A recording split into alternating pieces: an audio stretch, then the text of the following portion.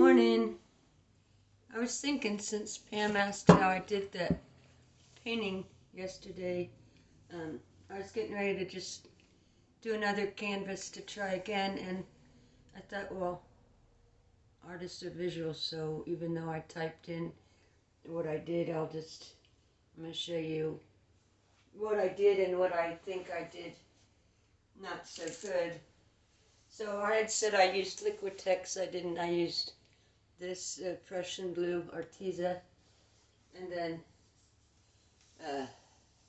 this is actually called Apple Barrel Cool Blue, and I used the Apple Barrel, no, was it Apple Barrel? No, I used the Artesio White, Titanium White yesterday, but today I'm going to try this because I got a whole lot of these things called Antique White, and yesterday I learned that Prussian blue gets all over everything and I use too much, so I'm going to try and use less. This morning it's cold, and so if my voice is shaking, it's because I'm so cold and not quite awake. Although I started the oven to make mac and cheese. So these squares, I think, are handy. Paper towels, which I won't need too much yet, but later. Part 2 will be after this dries.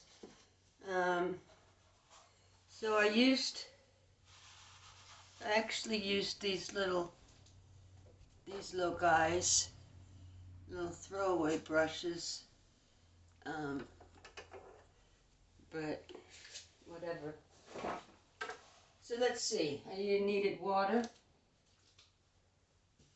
and what I did, I'm going to try and use less of this. I should open the parchment white since it's not open.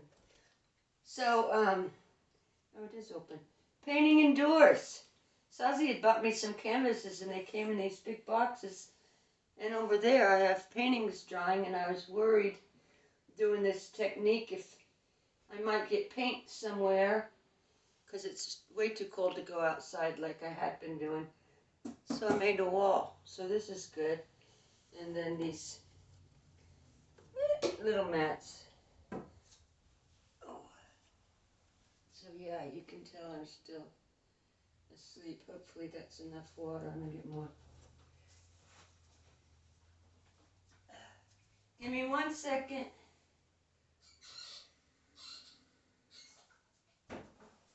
Okay. Try again. So I'm going to just put down a little bit of this stuff this time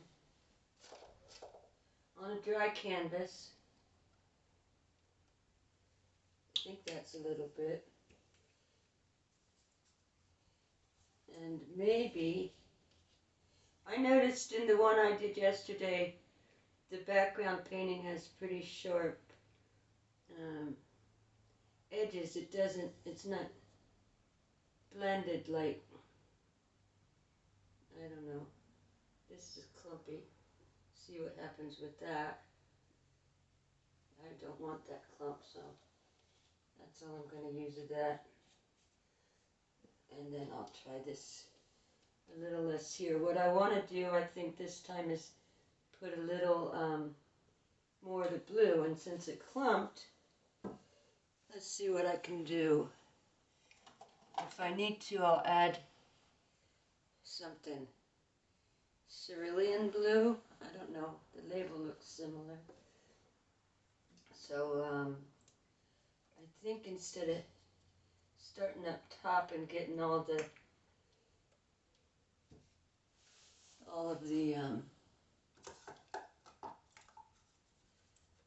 there's a little water. Prussian blue on everything. I'll start down here and just get this paint on smoothly. So that's not such a bright white, and I might like it better, we'll see. And I did the edges as I went.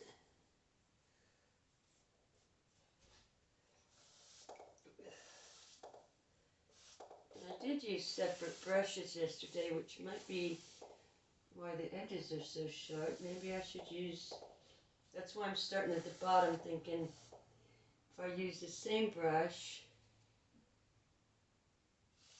maybe it'll blend a little better.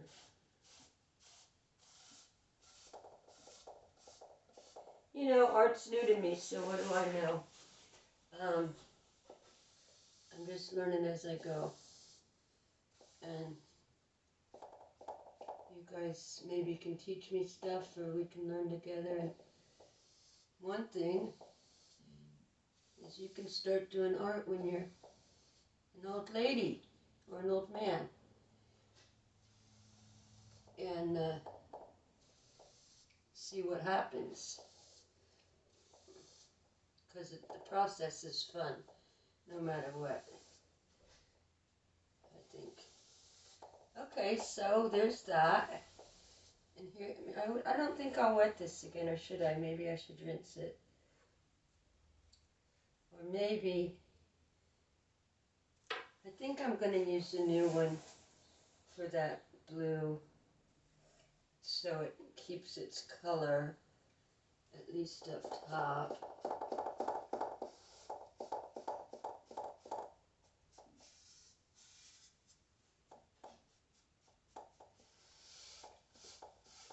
And then decide maybe I'll use that other brush to try and blend better than I did yesterday.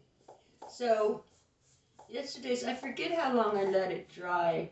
I wanted to let it dry a day, but I didn't at all.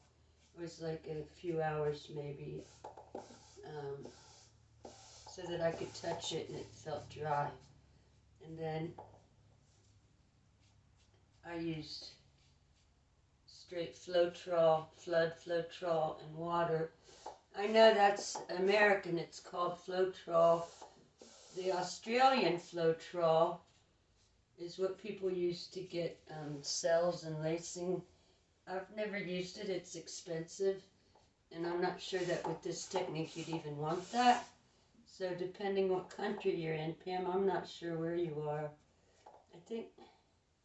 I don't know if you're in Europe or the States, I forget.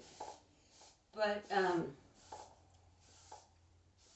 hopefully you can get Floetrol or look at the ingredients and get something similar. I mean, the point of this is that it goes on white. It looks white when I add that in this next step in the next video. So we won't be able to see any of this. But then as it dries, it's clear, which is why it's an additive that people use. You know, painters, wall painters, use it to make their paint go on smooth. So people use it in the flow art because it keeps the paint, flowing smoothly and evenly. That's what it does. It's some kind of, forget, additive. That's not the word I want, but okay. So, got that there. Let's just see about now blending this. Oh shit. Excuse my language. I didn't mean to get that there.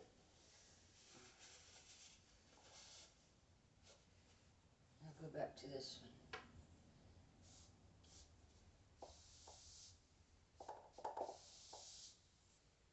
See what happens with blending a little better.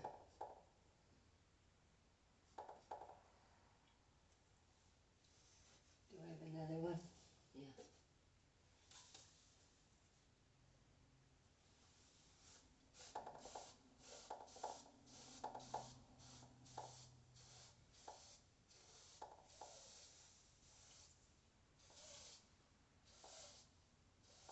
And then I don't know, we'll see. See what happens.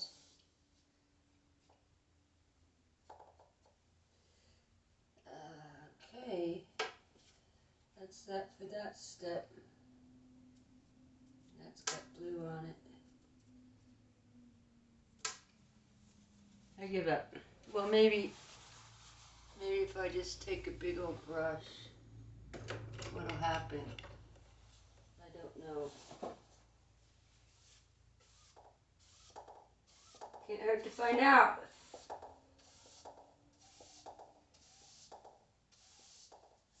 Okay, and I think I got all my edges.